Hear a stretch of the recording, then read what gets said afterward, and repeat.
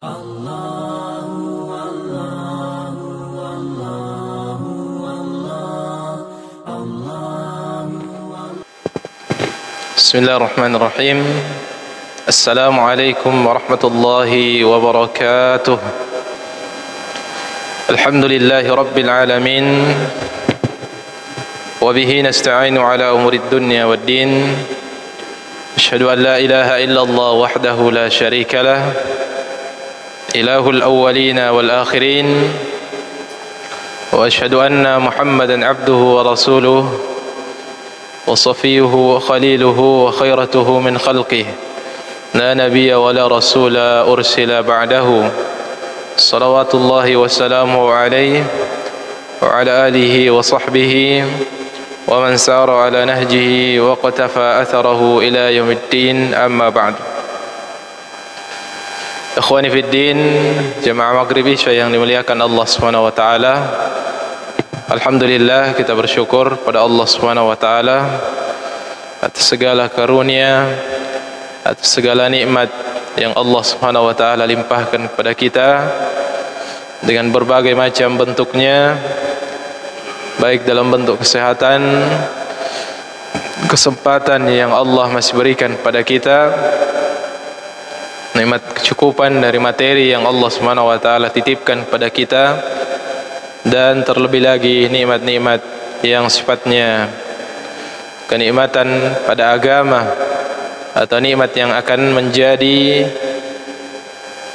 sesuatu yang sangat kita butuhkan nanti di kehidupan akhirat dalam bentuk nikmat iman dan Islam serta taufik dari Allah Subhanahu wa taala untuk kita menjalankan tugas dan kewajiban kita dihadirkan oleh Allah Subhanahu wa taala di atas muka bumi ini, sebagaimana yang Allah tegaskan, wa ma khalaqtul jinna wal insa illa liya'budun, dan tidaklah kami ciptakan golongan jin dan manusia melainkan tujuan utamanya adalah agar mereka menghambakan diri kepada Allah Subhanahu wa taala, dengan berbagai macam jenis ibadah atau berbagai jenis penghambaan yang bisa kita lakukan sesuai yang Allah kehendaki dan sesuai dengan apa yang dicontohkan oleh baginda Rasulullah sallallahu alaihi wasallam sebagai utusan Allah Subhanahu wa taala.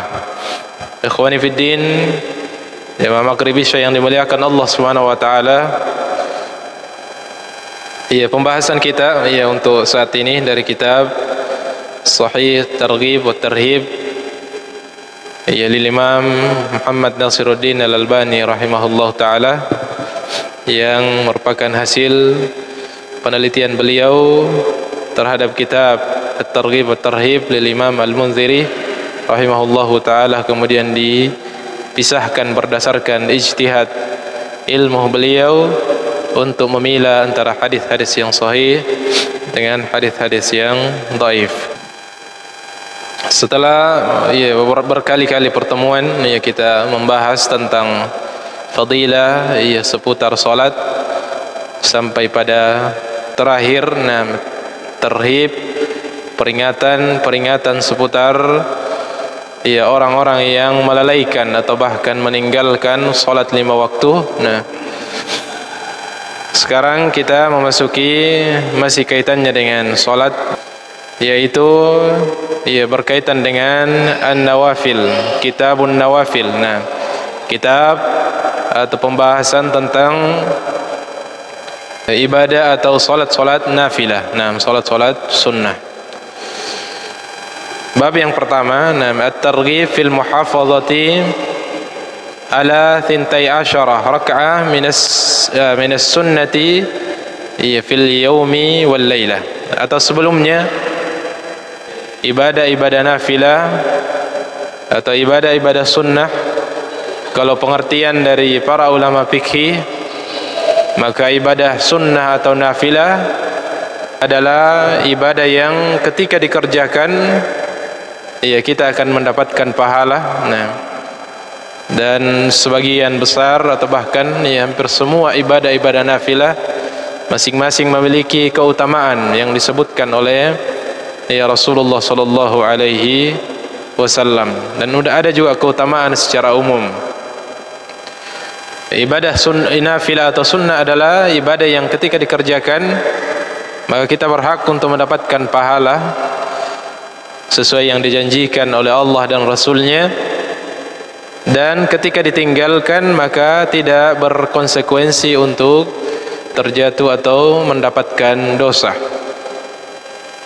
Akan tetapi bagi orang yang beriman, ya tentu dengan pengertian tersebut, ya bukan berarti kita mengatakan kalau begitu tidak mengapa, ya untuk tidak dikerjakan. Ya justru orang yang beriman yang ia menginginkan kemuliaan, menginginkan keutamaan, menginginkan derajat yang tinggi di sisi Allah Subhanahu wa taala, maka mereka akan bersemangat untuk meraih keutamaan. Ya meskipun itu lewat ibadah-ibadah yang nafilah, ya ibadah-ibadah yang sunnah. Ya, dan semakin bersemangat seseorang ia mengerjakan amalan-amalan yang sunnah, maka itu satu tanda kesolehan dan kebaikan pada dirinya, sebagaimana yang nampak pada diri para generasi terbaik, para sahabat dalam beramal. Bahkan mereka tidak memilah antara wajib ataupun sunnah ketika sudah mendapatkan perintah dari Nabi SAW atau sudah mengetahui ada keutamaan dari suatu amalan, suatu ibadah, maka mereka tidak mempertanyakan tentang hukumnya wajib atau sunnah, wajib atau nafilah. Tetapi mereka akan mengejar, intinya mereka ingin meraih setiap keutamaan, peluang kebaikan dan keutamaan yang telah disebutkan oleh Nabi sallallahu alaihi wasallam. Terlebih lagi, keutamaan atau ibadah nafilah memiliki urgensi yang sangat luar biasa. Memiliki kedudukan yang sangat penting, terkhusus bagi kita. Ya, kalau kita sebutkan tadi, sampai orang-orang terbaik pun dari generasi umat ini begitu bersemangat dalam mengejar keutamaan ibadah-ibadah nafilah, maka terlebih lagi kita yang tentu merasakan kekurangan dan keterbatasan pada atau celah-celah kekurangan pada ibadah-ibadah wajib kita. Dan di antara urgensi terpenting dari ibadah-ibadah nafilah atau ibadah-ibadah sunnah, termasuk solat-solat sunnah, adalah dia berfungsi sebagai penutup celah-celah kekurangan pada ibadah-ibadah wajib yang kita kerjakan. Sebagaimana disebutkan dalam hadits qudsi, tentang seseorang yang dihisab amalan-amalannya, maka dia dimulai dari ibadah-ibadah wajibnya. Diperiksa dan dihisab, ditimbang ibadah-ibadah wajibnya. Ketika ibadah-ibadah wajibnya itu tidak cukup dan kurang, maka dikatakan kepadanya, hal lahum min nafilah. Apakah dia punya ibadah tambahan? Apakah dia punya ibadah-ibadah sunnah? Sehingga bisa menutupi kekurangan yang terdapat pada ibadah wajib kita, termasuk salat kita. Salat wajib yang kita kerjakan, sangat kita sadari berbagai sisi-sisi kekurangannya. Maka tentu kita sangat membutuhkan ibadah nafilah. Semoga kelak bisa menyempurnakan dan menutupi celah-celah kekurangan pada ibadah-ibadah wajib kita. Dan kebanyakan atau hampir semua ibadah-ibadah yang Allah wajibkan senantiasa digandengkan dengan ibadah nafilah atau ibadah tambahan, ibadah sunnahnya, sebagai pelengkap jika terjadi kekurangan pada pelaksanaan yang wajib. Ada haji digandengkan dengan umrah, ada zakat wajib dengan sedekah-sedekah sunnah, ada puasa-puasa wajib digandengkan dengan puasa-puasa sunnah, dan terlebih lagi salat wajib dilengkapi dengan salat-salat sunnah yang mengiringinya. Maka di antara hikmahnya, sebagaimana disebutkan dalam hadis tersebut, adalah untuk menutupi jika terjadi celah kekurangan pada pelaksanaan ibadah-ibadah wajib yang kita kerjakan. Dan tentu faedah yang lainnya adalah untuk meraih kedudukan. Nah, ketika pelaksanaan ibadah wajib kita telah cukup untuk menjadi modal kita meraih surga Allah Subhanahu wa taala, bukan berarti ibadah-ibadah sunnah kita tidak terpakai. Maka dia akan menjadi tiket untuk kita meraih poin-poin keutamaan. Dengannya kita akan diangkat derajat kita atau diberikan keutamaan-keutamaan sesuai apa yang Allah dan Rasulnya janjikan pada setiap ibadah-ibadah nafilah tersebut. Dan keutamaan umum yang lainnya adalah jalan untuk meraih cinta Allah Subhanahu wa taala. Ya, jalan untuk membuktikan kecintaan kita kepada Allah dan jalan untuk bisa mendapatkan cinta Allah Subhanahu wa taala. Sebagaimana ia disebutkan dalam hadits qudsi juga, bahwasanya Allah Subhanahu wa taala berfirman, "Wa ma taqarraba ilayya 'abdi bi syai'in." Rasulullah SAW bersabda dalam hadits qudsi, Allah berfirman, "Wa ma taqarraba ilayya 'abdi bi syai'in ahabba ilayya mimma aftaradtuhu alayhi." Ya, tidak ada ibadah yang kata Allah Subhanahu wa taala yang Allah lebih cintai jika hambanya mendekatkan diri kepadanya dengan ibadah tersebut melebihi ibadah-ibadah wajib. Ya, ini menunjukkan prioritas utama kita adalah ibadah wajib. Nah, wala yazalu 'abdi yataqarrabu ilayya bin nawafil hatta uhibbah. Dan kata Allah Subhanahu wa taala, tidaklah hambaku senantiasa menjaga ibadah-ibadah sunnahnya, mendekatkan diri kepadaku dengan ibadah-ibadah nafilah, ibadah-ibadah tambahan, ibadah sunnah, hatta uhibba, hingga aku akan mencintainya. Ketika seseorang istiqamah untuk menjaga ibadah-ibadah sunnahnya, maka itu adalah di antara jalan untuk bisa meraih cinta Allah Subhanahu wa taala yang sangat berharga tentunya. Nah, seorang hamba mengatakan cinta kepada Allah itu adalah hal yang wajar. Nah, bahkan wajib untuk kemudian hamba membuktikan dan mengatakan saya cinta kepada Allah Subhanahu wa taala. Itu cinta yang wajib. Akan tetapi untuk meraih cinta Allah Subhanahu wa taala tidaklah setiap hamba bisa meraihnya, kecuali orang-orang yang betul-betul menempuh sebab-sebabnya. Dan di antara sebab yang disebutkan oleh Allah Subhanahu wa taala melalui hadits qudsi dan disampaikan oleh Rasulullah SAW adalah menjadi hamba yang senantiasa menjaga ibadah-ibadah sunnah. Nah, termasuk di antara ibadah-ibadah sunnah yang paling sering dan harus untuk kita jaga adalah ibadah-ibadah sunnah pada salat-salat kita. Dan bab ini menyebutkan tentang salat. Setelah kitabus shalah atau salat wajib, kemudian salat-salat sunnah. Nah, bab yang pertama, at-targhib fil muhafazati ala 12 raka'ah min as-sunnati fil yawmi wal lailah. Motivasi Nabi SAW untuk menjaga 12 rakaat min as-sunnah, dari salat-salat sunnah, fil yawmi wal lailah, dalam sehari semalam, dalam 24 jam. Ini hadis yang masyhur, sering kita dengarkan.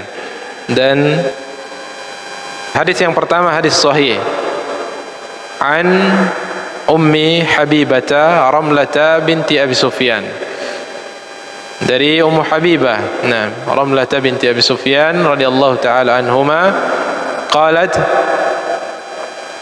beliau meriwayatkan, sami'tu Rasulullah sallallahu alaihi wasallam yaqul, bahwasanya beliau mendengarkan Nabi sallallahu alaihi wasallam bersabda, ma min abdin muslimin, tidaklah seorang hamba yang muslim. Seorang hamba yang muslim, tentu syarat setiap ibadah mempersyaratkan Islam. Karena tidak ada ibadah yang diterima kecuali seorang terlebih dahulu berstatus sebagai seorang muslim. Ma min abdin muslimin, tidaklah seorang hamba muslim, yusalli lillahi ta'ala, dia salat untuk Allah Subhanahu wa taala. Ini menunjukkan syarat kedua, ikhlas. Syarat pertama tadi keimanan atau Islam.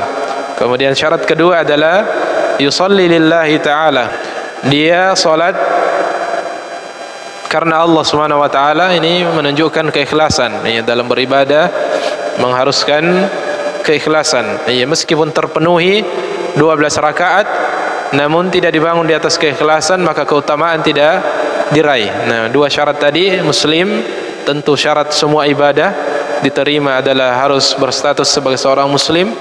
Kemudian syarat berikutnya adalah lillahi ta'ala. Nah, semua ibadah haruslah dikerjakan untuk Allah Subhanahu wa ta'ala, karena seperti itulah syarat. Nah, secara umum innamal a'malu binniyah wa innamal likulli imri'in ma nawah. Sesungguhnya setiap amalan akan tergantung pada niatnya, dan Allah akan memberikan balasan kepada orang yang beramal sesuai dengan niatnya. Jika niatnya lillah, maka Allah Subhanahu wa ta'ala akan memberikan balasan sesuai apa yang Allah janjikan dan Rasulnya janjikan kepadanya. Fi kulli yawmin 12 raka'ah. Nah, pada setiap harinya atau dalam 24 jam dia salat sebanyak 12 rakaat. Nah, ini jumlah yang telah ditentukan. Nah, jumlah yang telah ditentukan oleh Nabi SAW. Tetapi dalam hadis ini disebutkan secara umum dan tidak disebutkan secara detail. Yang mana yang dimaksud 12 rakaat salat sunnah tersebut, tetapi dalam riwayat lain nanti akan disebutkan secara tafsil, secara terperinci. Tatawu'an.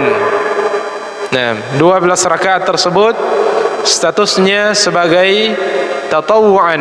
Nah, sunnah atau tatawu'an dalam arti kamusnya sukarela. Nah, bukan sebagai bentuk kewajiban, tetapi sebagai bentuk ibadah sunnah.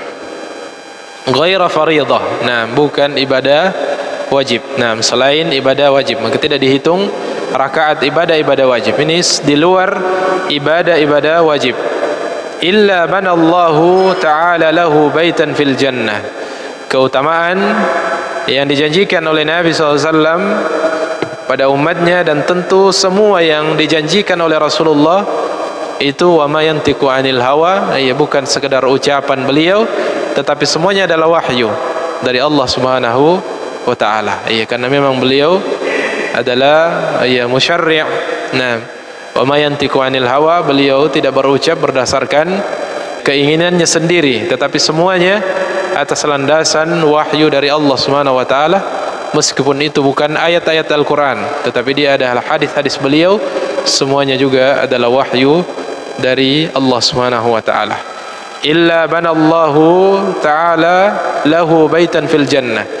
Keutamaan yang Nabi janjikan adalah bagi orang yang menjaga 12 rakaat salat sunnah, Allah menjanjikan untuknya atau membangunkan untuknya nanti rumah di syurga Allah Subhanahu wa ta'ala. Ini keutamaan yang sangat besar. Nah, memiliki rumah di syurga. Nah, di dunia setiap kita mendambakan itu. Nah, setiap kita di antara prioritas kita, yang hendak kita miliki dalam kehidupan dunia ini adalah rumah. Nah, bahkan menjadi kebutuhan utama. Nah, kalaupun tidak bisa dimiliki, minimal ada.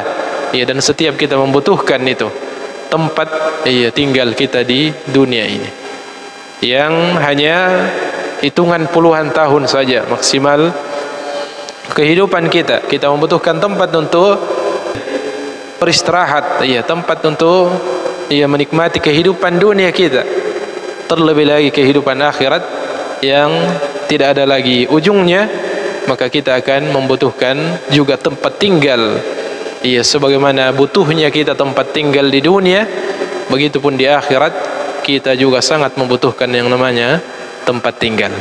Dan di antara jalan untuk meraih bangunan istana di syurga kelak, dan bangunan-bangunan syurga sebagaimana yang telah kita sebutkan di hadis sebelumnya, hadis terakhir pembahasan tentang mimpi Nabi SAW, dan dalam banyak hadis juga disebutkan di antara gambaran rumah di syurga, batu batanya itu terbuat dari emas dan perak. Nah, terbuat dari emas dan perak, kerikilnya dari berlian dan permata dan seterusnya. Baitan fil jannah, itu janji Nabi SAW Au illa bunya lahu baitun fil jannah. Nah, atau dalam riwayat yang lain diubah redaksinya meskipun maknanya sama, kecuali akan dibangunkan untuknya suatu istana di surga Allah Subhanahu wa taala.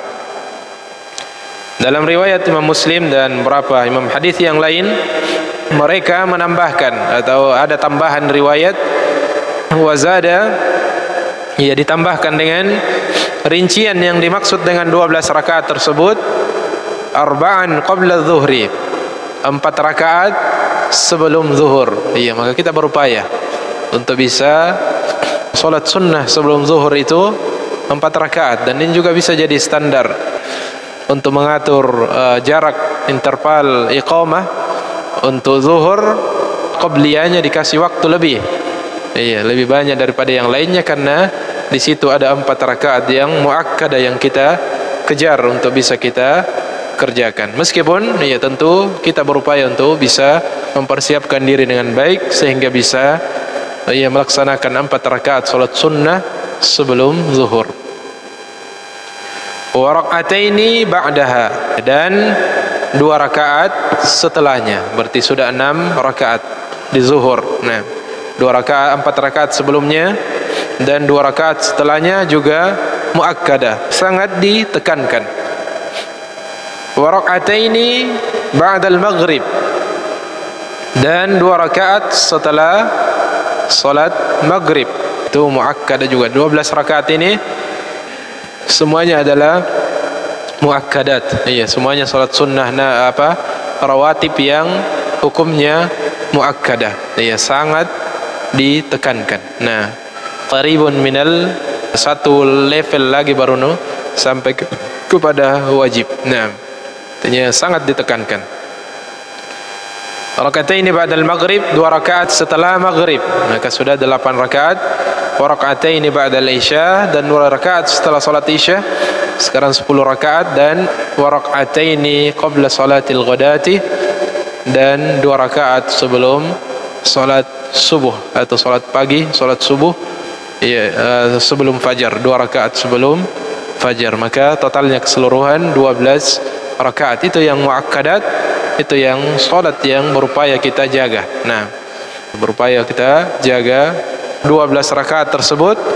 Untuk mendapatkan keutamaan khusus, maka kita harus menjaga 12 rakaat tersebut. Dan hadis berikutnya ia lebih menekankan lagi bahwasanya tidak sekedar sesekali saja untuk kita salat 12 rakaat dalam sehari semalam, tetapi dalam hadis berikutnya disebutkan lebih tegas lagi dari riwayat Aisyah radhiyallahu taala anha ummul mukminin, qalat, ya Aisyah meriwayatkan, qala Rasulullah sallallahu alaihi wasallam, Rasulullah sallallahu alaihi wasallam bersabda, man thabara ala 12 raka'ah fil yawmi wal laila dakhala al jannah. Nah, siapa yang thabara, thabara dia adalah dikerjakan secara istiqamah, ya, secara berkesinambungan, ya, menjaganya. Nah, tidak kebetulan saja. Nah, kebetulan hari ini full. Nah,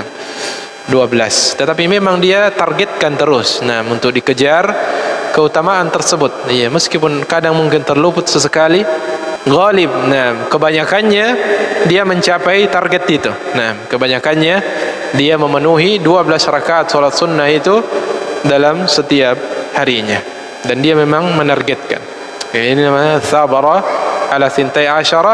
Dia menargetkan memang 12 rakaat fil yaum wal lailah, dalam sehari semalam, dakhalal jannata. Nah, maka dia dijamin oleh Allah Subhanahu wa taala masuk syurga. Nah, dan iya, kurang lebih sama maknanya tadi. Nah, ini lebih umum keutamaannya masuk syurga, dan di hadis yang satunya tadi diberikan keutamaan khusus, iya, masuk syurga dan mendapatkan istana di syurga Allah Subhanahu wa taala. Arba'an qabla zuhri, nah, sama 4 rakaat sebelum zuhur, wa raka'ataini ba'daha, 2 rakaat setelahnya, wa raka'ataini ba'dal maghrib, 2 rakaat setelah maghrib, 2 rakaat setelah isya, dan 2 rakaat sebelum salat fajar. Nah, iya, dan secara umum atau nanti dia disebutkan dalam hadis yang lain. Jadi salat sunnah yang tidak disebutkan, salat rawatib yang tidak disebutkan di hadis ini bukan berarti tidak dikerjakan, ya, tetapi dia tidak termasuk minal muakkadat. Nah, tidak termasuk salat rawatib yang muakkadah. Ya, masih ada yang belum disebutkan dan nanti ada babnya. Ya, salat sebelum 2 rakaat atau bahkan 4 rakaat sebelum asar. Nah, pada zuhur 4 rakaat juga boleh sampai 4 rakaat. Kemudian sebelum maghrib dan sebelum isya.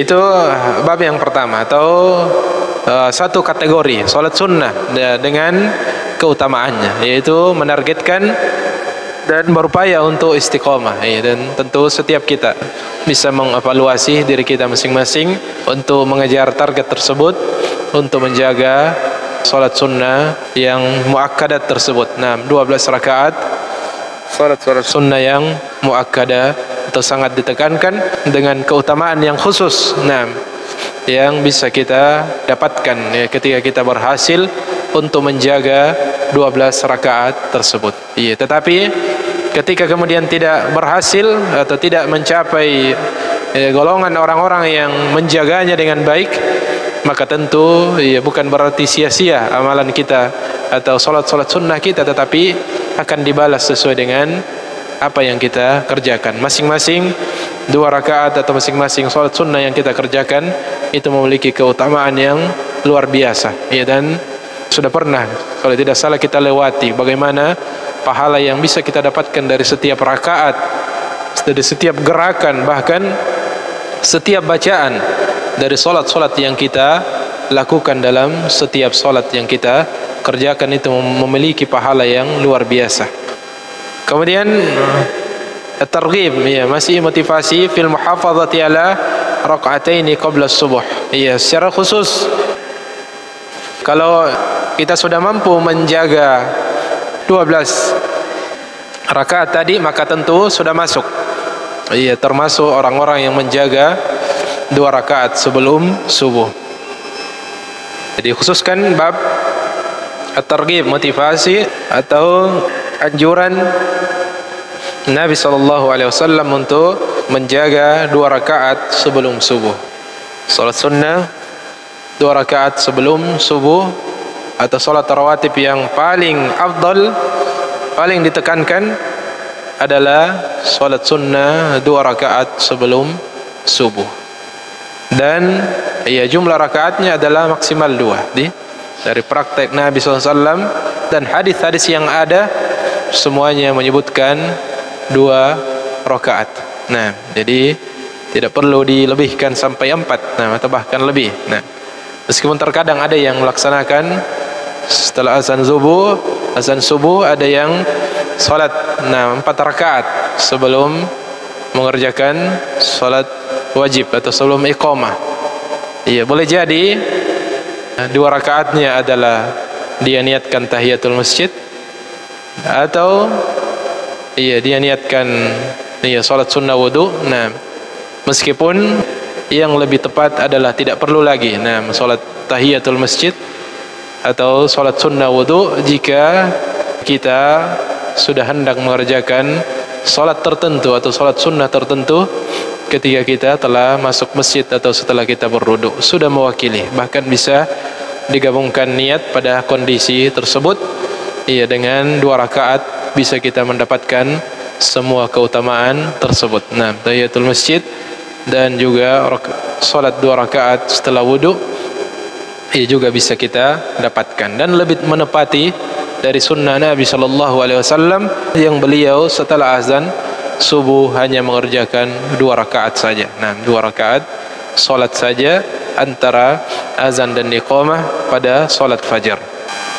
Hadis yang pertama, hadis yang masyhur juga, ya. Saya kira ini semua sudah sering kita dengarkan dan sudah berupaya kita untuk mengamalkan dan mengejar keutamaan tersebut.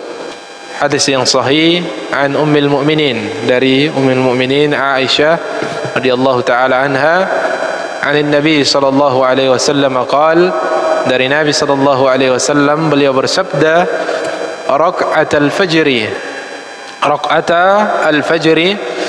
2 rakaat salat fajar atau 2 rakaat sebelum fajar, 2 rakaat salat sunnah sebelum salat subuh, khairum minad dunya wa ma fiha. Itu nilainya di sisi Allah Subhanahu wa taala, khairum minad dunya wa ma fiha. Itu lebih baik dalam pandangan Allah Subhanahu wa taala nilainya daripada dunia beserta isinya. Ya, coba kita renungkan hadis ini. Nah, bagaimana nilainya ibadah itu dalam pandangan Allah Subhanahu wa taala, atau nilainya, pahalanya di sisi Allah Subhanahu wa taala. Nah, sungguh sangat luar biasa. Nah, jadi sekedar 2 rakaat salat sunnahnya, nah, sebelum subuh, itu dalam pandangan Allah Subhanahu wa taala khairun minad dunya wa ma fiha. Ya, tentu ada 2 sisi penjelasan ya dari hadis ini. Ya, pertama menunjukkan ya bahwasanya akan ya begitu besarnya nanti pahala yang akan didapatkan dari hamba-hamba Allah Subhanahu wa taala yang melaksanakan suatu ibadah ini. Nah, yaitu 2 rakaat saja sebelum subuh, itu nanti balasannya. Iya, bagaimana nilai kehidupan atau nilai materi yang ada di atas ya dunia ini. Ya, begitu banyak, begitu besar nilainya. Kemudian yang kedua, bahwasanya setiap ibadah apapun itu, nah, dia akan nilainya lebih baik daripada dunia dan isinya. Nah, ibadah apapun itu. Nah, iya, mengapa? Karena nilai dunia dalam pandangan Allah Subhanahu wa taala, jika itu sekedar dunia belaka, maka dia adalah sesuatu yang sangat sedikit. Dan dalam banyak hadis, begitupun ayat-ayat Al-Qur'an menggambarkan nilainya. Nah, sangat terendah, atau bahkan dalam hadis tidak bernilai sama sekali. Maka tidak bisa dibandingkan dengan satu ibadah apapun dengan materi dunia ini, termasuk 2 rakaat. Nah, dalam ibadah apa saja yang kita kerjakan, maka dia sesuatu yang nanti bernilai di akhirat, itu tidak sama dengan sesuatu yang ada di dunia ini jika dia hanya sekedar nilainya atau sekedar dunia belaka. Nah, tidak menjadi sebab untuk kita mendekatkan diri kepada Allah Subhanahu wa taala. Maka ini motivasi yang luar biasa yang disampaikan oleh Nabi sallallahu alaihi wasallam, dan bukan sebuah mubalaghah, ya, bukan sebuah hal yang berlebihan. Ketika 2 rakaat salat sunnah sebelum fajar itu dalam pandangan Allah Subhanahu wa taala, dan Allah akan memberikan balasan nanti di akhirat yang nilainya lebih baik daripada dunia beserta isinya.